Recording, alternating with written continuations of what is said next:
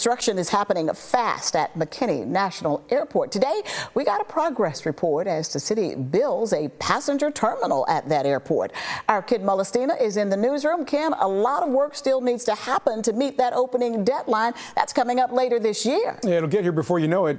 Robbie, the city says the schedule calls for the McKinney National Airport passenger terminal to finish late this year. Again, that'll get here quick. Well, today we got a look at the construction, and we heard about one difference that travelers will notice.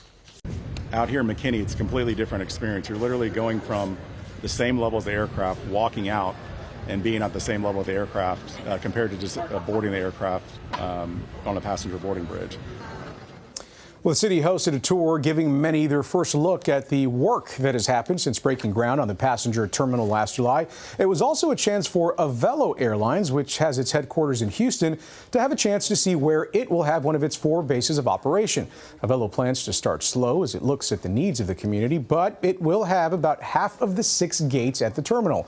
As far as adding commercial service and the noise potential, well, McKinney leaders say they have about 400 planes that use the airport on a daily basis. And the city's airport director says about 30 to 40% of the operations are jet aircraft. When you're looking at adding commercial service, and we're talking initially, 3 flights a day or something like that, it's really a pretty minimal impact to the operations that are already happening.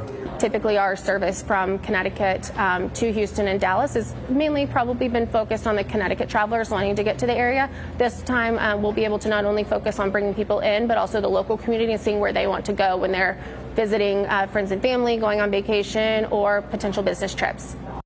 Well, I'll tell you what, additionally, airport officials, they are promoting an airport of convenience, they say, so that travelers can be able to park, see their plane from the parking lot before going through security and then boarding on that very plane. So those are the plans, Robbie, and that's what it's looking like. Again, the clock is ticking. We're going to get there real quick.